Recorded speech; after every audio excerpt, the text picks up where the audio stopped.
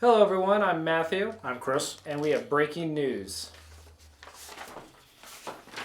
This just in. Chris hates Rock Band 3 because he was born without a soul. He also hates America and freedom. Ba-bomb. Oh, Matt, you are my best friend. Well, not anymore, you're not. Oh yeah, too late. It's on camera. High five. No, you're a monster. Alright. That was a shoulder tap. It counts. This is the final part in our whatever amount of parts, top 30 games of the generation. I think we would have planned that better. You really think we would have.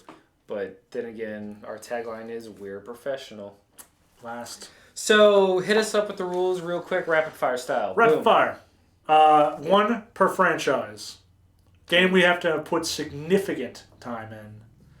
And It's our list. it's our list, goddammit. Wow. Language. Nah. Come on, Chris. Nah. It's our list. Alright, If you don't like it, you can suck it. so that was what you were going to say. Yeah. Okay. What do you think I was going to say? I don't know. Alright, Make your own list if you don't top like it. 5, the final countdown. Can I go? Can I tell about number 5, Chris? Yeah. Number 5 is the 2009 Game of the Year. Game of the Year. Game of the Year. The only game so good it spawned its own official rap song for its Game of the Year winner. That was a really good song. Wasn't it? Yeah. Uncharted 2, Among Thieves. So Uncharted 1... Uncharted 1, a lot of games do this, where it's like, the first one is good, but not great. I loved Uncharted. I fell in love with it. It is the reason I'm even on the career path I'm on. Also, I'm wearing a shirt. There's been many jokes among my friends that I have some kind of weird obsession / love with Nathan Drake. Oh, there's nothing joking about it. It's factual. It is factual. That's where I was going with that. Okay. And then, but the first one, I can recognize its flaws. It is not a perfect game. No. Even for the time. No. Uncharted 2 came out, and I am hard-pressed to think of a sequel that fixed and improved on so many fronts and became just that level of greatness. Yeah. You know what I mean? Like, I can't think of one. It might be Assassin's Creed 2 would be the closest. Yeah, that Assassin's Creed 1 is the example I gave people. Yeah. It's basically Uncharted 1 was the proof of concept, and Uncharted 2 is this is what we can do. It is a playable action movie. Yes. It is the long-lost Indiana Jones. Oh my god, so many moments in that game are amazing. Plus you just get Nathan Drake going, no, no, no, no, no. Whoa, whoa, whoa. That makes it Game of the Year right there. It does. So, no, but, oh god, it's so good. So I was really unhappy with Uncharted 1 because it crashed my PlayStation like 4 times in a row. So, going into Uncharted 2, and just being blown away by the level of quality it had. The shooting was fun and tight. The traversal system was really great. The story was shockingly well done, at least I thought until the very, very end. Alright, next up is a game that I'm going to let Chris start talking about, but I became a huge fan of directly because of you. Oh, thanks. So Deus Ex Human Revolution is the first Deus Ex game in over a decade since Invisible War came out. Because you played the PC ones. Yeah. And what it did was the smart move of making it a prequel and giving it a good, coat of next generation goodness all over it. And what we got was a first-person shooter with RPG elements with multiple branching paths and a really kind of great cyberpunk story. And I loved Adam Jensen. Yeah, he was so much fun. And the hub world was fun to investigate. I never asked for this. The best part is when you finish a mission and you find an alternate route you could have taken. Yes. And it opens the replayability so much. And you played a lot just guns blazing. I did. Whereas I committed myself to a no-kill, full-on stealth playthrough. And it was very gratifying. It was, but it just goes to show that it accommodated several different play styles.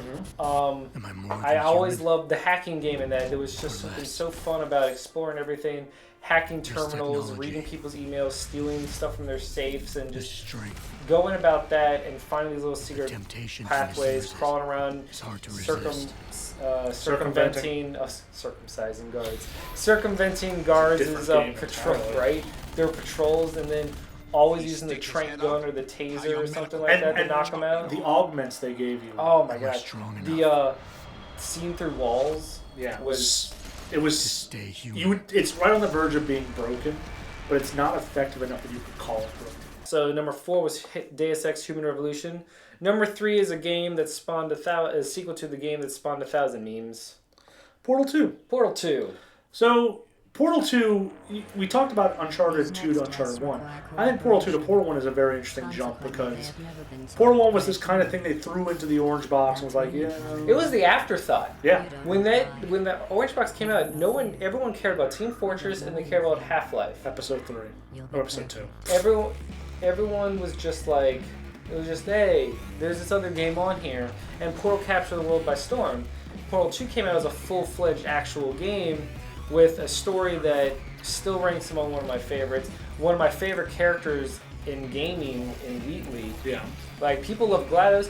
Wheatley stole the show for me. Wheatley stole the show. The mechanics were so good. The use of gravity and physics, the gels. Different gels. Oh, the gels mixed with the portals. And the completely, and didn't even feel half-baked, the entire co-op campaign. With having to navigate multiple portals at once. Let me tell you, the feeling you got when we played that together of finally figuring out what you needed to do in a puzzle, because they got pretty devious when you can mix in the different gels for total portals. It was legit. It's so fat. It's so it's the perfect level of puzzle game. Like it's not so difficult that like no one's going to get it, but it's difficult enough that when you complete it, people are like, yeah. Like, it's not esoteric. No. Like, there's no, like, those puzzles where when you finally look up the answer, you're like, oh, that makes no sense. Yeah. But that's what made it so great, is that the feeling of accomplishment you got when you finally figured it out. It was real. Especially in the co-op when you're working with somebody and the two of you click and you're like, let's try this. Oh my god. Not to mention the amount of lore they dumped on you. Because in Portal 1, the lore is really something you have to dig for. And the entire lesson through Old Aperture is really, really well done. Yes. All right. Number 2. This was another game that was tough to pick one from the franchise, but we did it. It's real hard. Batman Arkham City, narrowly edging out Batman Arkham Asylum. I prefer Arkham Asylum because it's tighter focused. But I can recognize also that Arkham City, when it opened up its chunk of Arkham, became something really special. It felt like what a Batman game should be. Like when you unlock the grapple propeller that shoots you up, and you can glide further, and you're just dive bombing everything. There's just something about that game. The story, I mean, it combined everything you could have hoped for. It is the Cliff Notes version of Batman. Yes. And where it just simplified everything and kind of threw it in.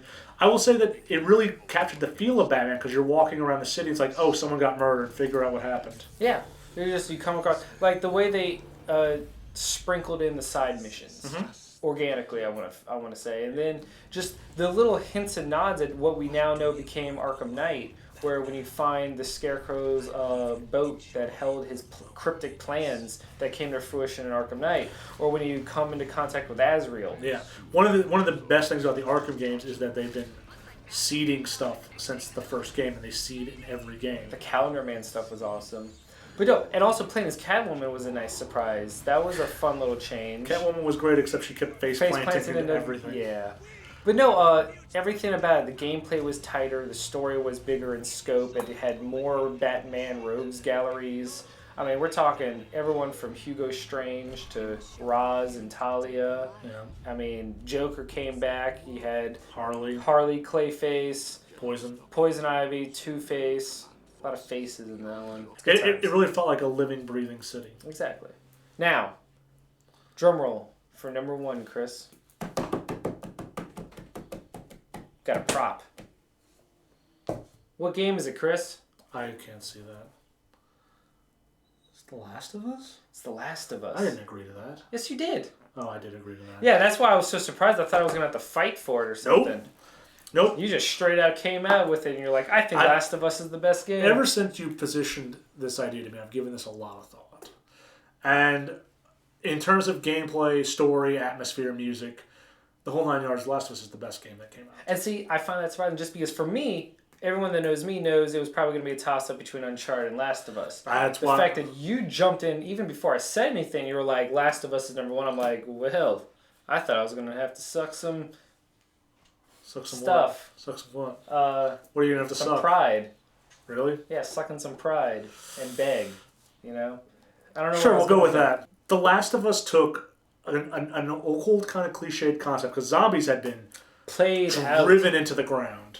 And The Last of Us took the zombie, kind of freshened it up a little bit, focused the story very narrowly on these two people trying to survive in the apocalypse, and kind of just let them go. And we talked about God of War 3 as having a great intro.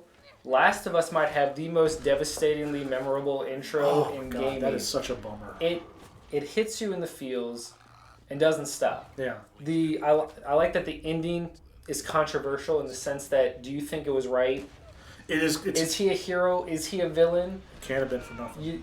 Right? It's just, there's so much about this game. The mechanics, the stealth mechanics and everything, the crafting and how everything was sparse. You felt the need to load up, to hoard your stuff because you never knew when you were going to need it.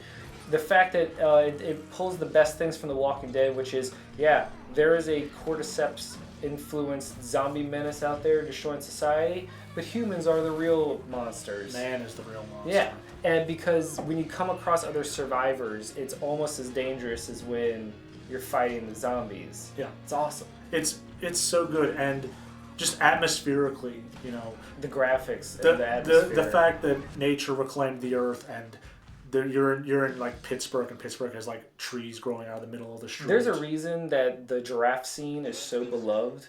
There's just something about that scene. It's perfect. If you want a real challenge, Chris, play on the difficulty called grounded difficulty, where it removes your ability to do the sense thing, and you can't see through walls anymore. That's not what I'm about. Oh man, nothing will give you a rush quite like it. I don't need. But yeah, so why don't we recap? Let's recap. This is number one. We'll give you a full-on recap. Yes. All right. Number 30. Honorable mention. Oh, Infinite on Discovery. South Park Stick of Truth. All right. Well, every five switch off. Go. 3D Dot Heroes. Rock Band 3. LA Noire. God of War 3. Little Big Planet. Guacamelee. Crackdown. Metroid Prime 3. Corruption. Dishonored. Just Cause 2. Halo 4. Far Cry 3. Ni no Kuni, the White Witch. Wrath of the White Witch.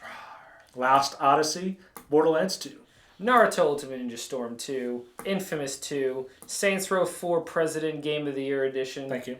Fallout 3. Ratchet & Clank Kraken Time. Transformers War for Cybertron. Mass Effect 3. Grand Theft Auto 5. Super Mario Galaxy 2. And Bioshock. And then Uncharted 2. Deus Ex Human Revolution. Portal 2. Batman Arkham City. Last of Us. We out. We are out. I'm Matthew. I'm Chris. Bring it in. Yeah. Oh. Yeah. Don't touch. Bro Force. No. Come on. Do it. We just finished our show, Chris. Bro Force. Caw-caw. What? Caw? Is that part of it? I didn't make the last meeting. Stop glaring at me.